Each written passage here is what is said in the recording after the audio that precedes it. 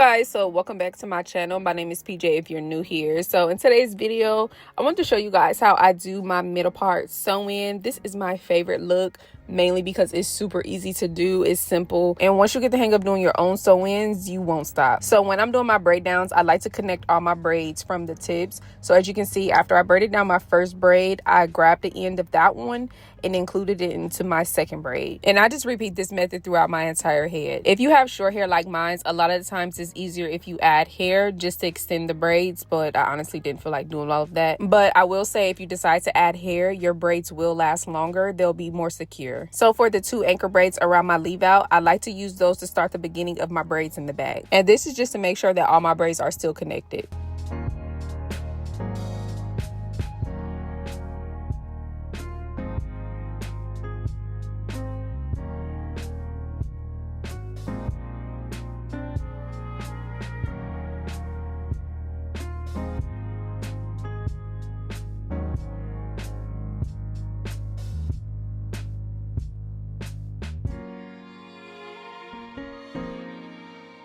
So after I finish my braid down, I like to go ahead and do my baby hairs.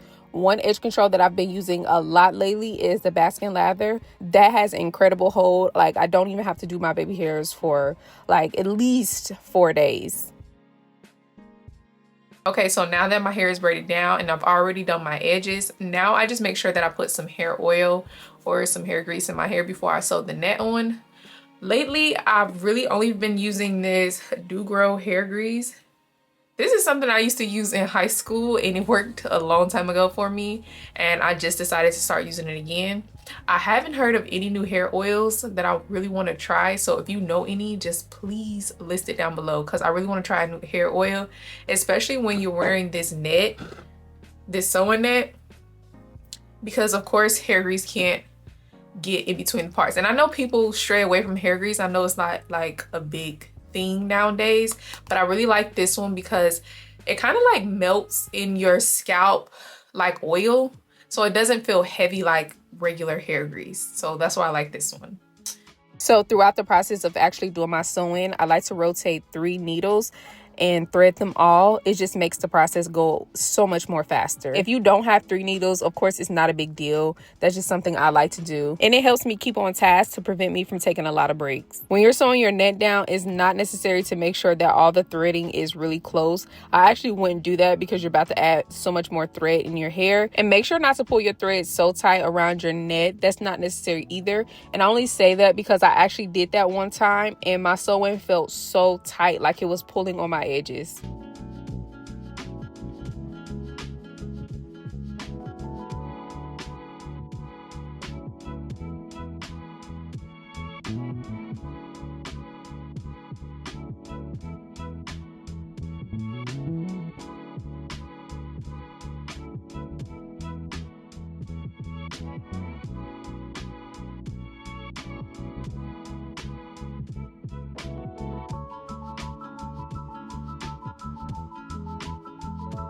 One thing that I make sure that I do to ensure that all bundles fit is to double my tracks while I'm sewing them in. I only double the first 2 bundles, and then the last bundle I use one with at the top. As I'm sewing my bundles in, I only loop the thread around the needle one time just to create 1 knot. You can do it twice to do a double knot method, but 1 is enough for me. Sewings can be very tedious, but I promise you, once you get the hang of it, you could just turn on your favorite movie like I normally do and just do your own hair. I kept this part slowed down just so you can see the speed that I'm going. I know sometimes when you sew in the back, it can be very frustrating because the thread likes to knot up. So I don't want you to feel like you need to rush through that part. Normally don't pick up speed until I get to the top where I can actually see what I'm doing.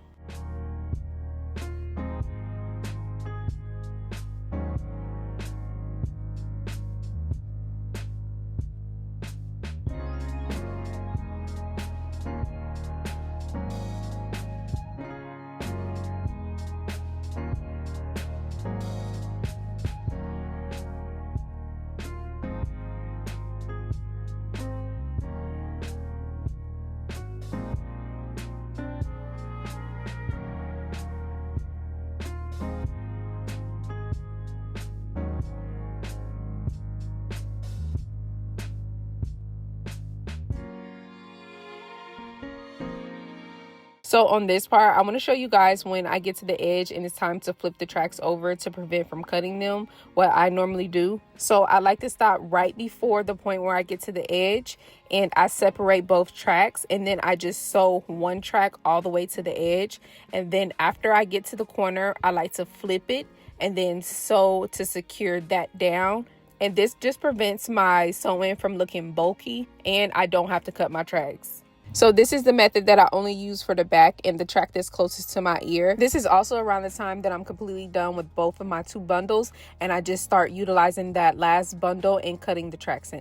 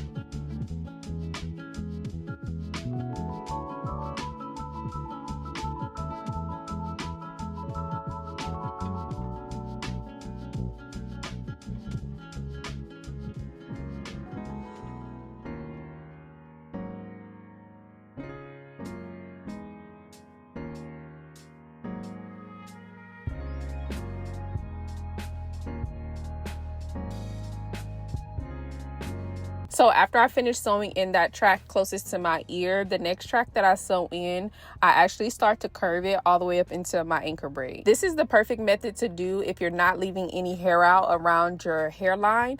Like, my hair is extremely short, and then my edges, y'all see my edges. So that's why I like to curve it. It just helps that one track lay flat against my hairline, so my hair won't just be flying back, and then you can see all my tracks and stuff. So after you curve that one, the next tracks that you're going to be putting in your head, you're just going to slightly curve them all the way until you get to the top.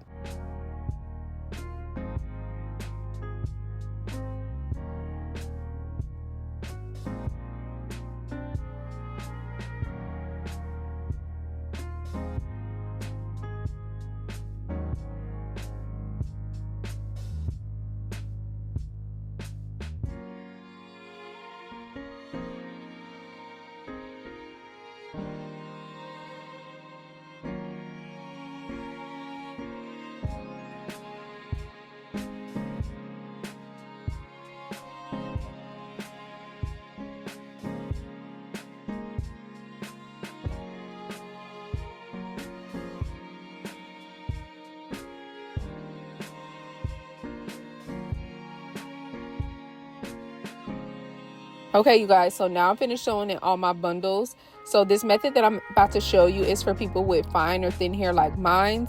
I like to take a spray dye, or I'm using this dye powder, and I like to sprinkle some or spray some in the middle of my part. So this method just allows for your sewing to look more seamless. This part is optional, of course, but I just like to ensure that none of my tracks are showing. But if you tend to sew your tracks really close to your leave out, you won't have to do this part. But it's just like a safety precaution for me because I don't like none of my tracks showing. So now I'm just molding down my leave out. Y'all, I've been using this new hair mousse from Eco Style and I love it. Like, it gets my hair so straight before I even pass over it with the flat iron.